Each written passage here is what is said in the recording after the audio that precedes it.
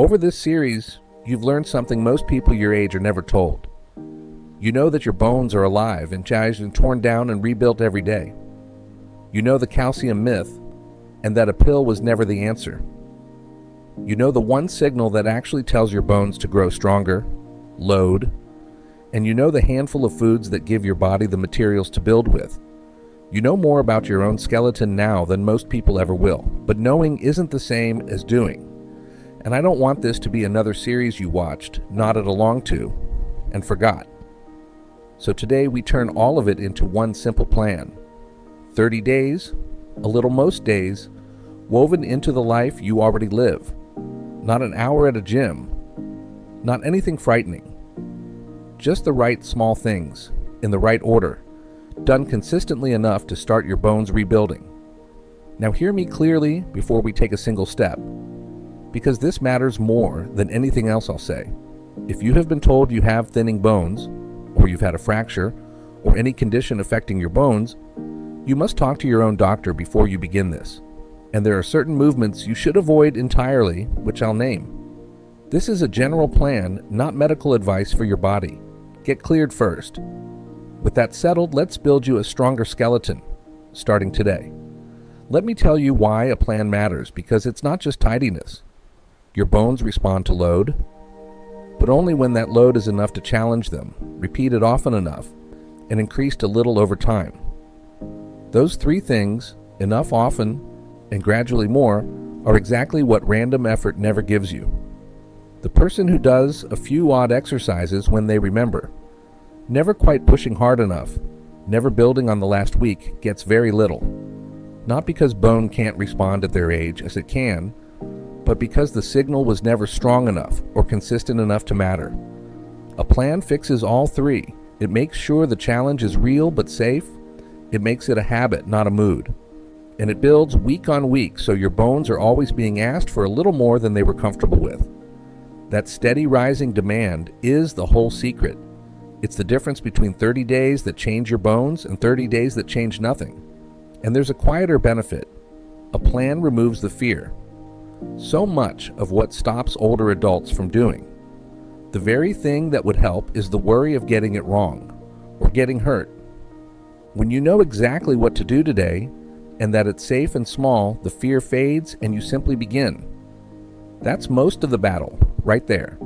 So before the weeks begin, let me put the whole science of this series into 1 minute, because the plan is built entirely on these two pillars.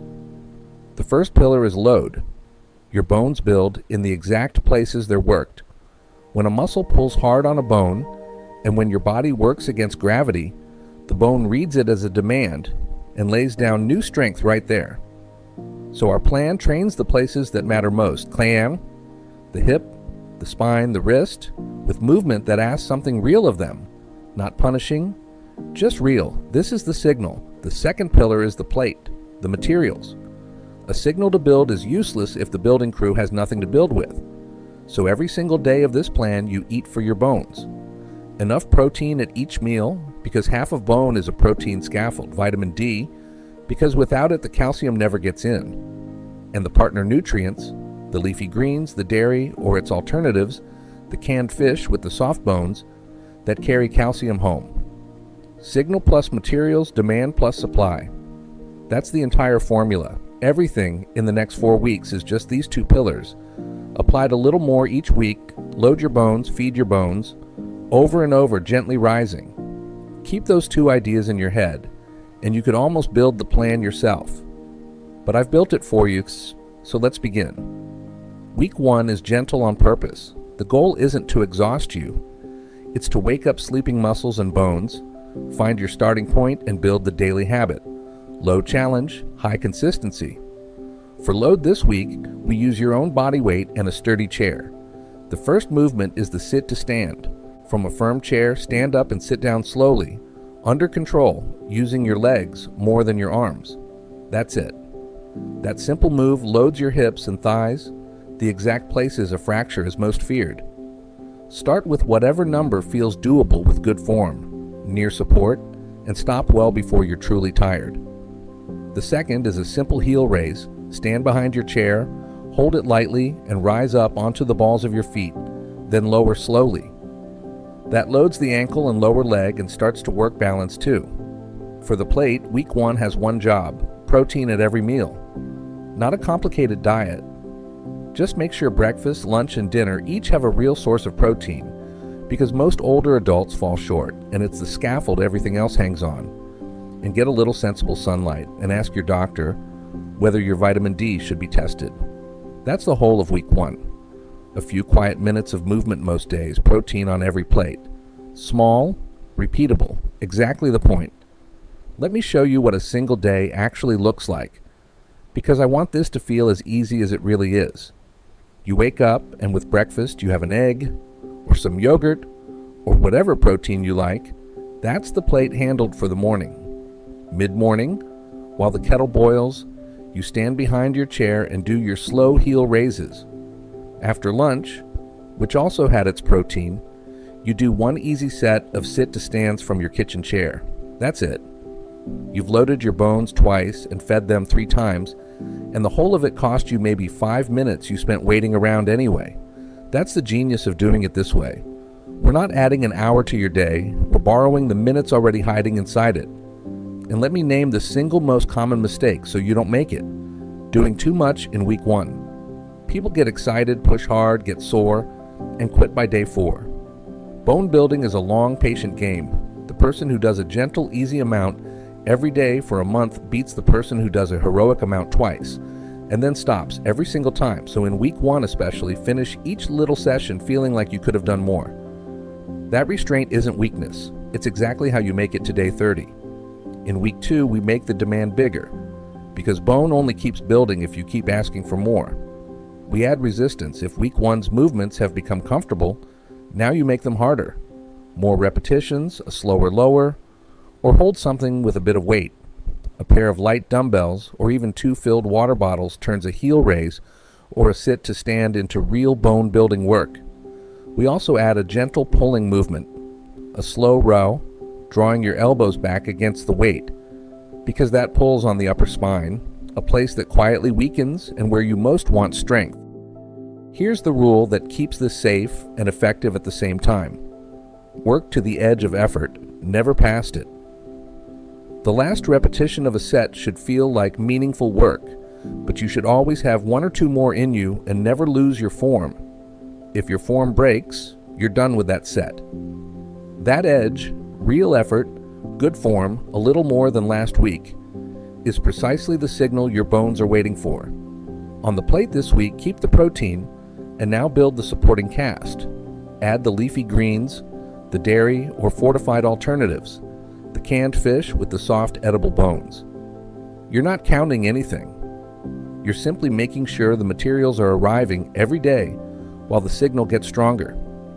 Week 3 adds the one ingredient bones love most that we've held back until you were ready: a little impact.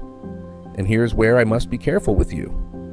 Gentle impact, like a controlled heel drop, where you rise onto your toes and let your heels come down with a soft jolt, or an easy, confident walk with a bit of purpose in your step, sends a powerful build signal through the hip and spine.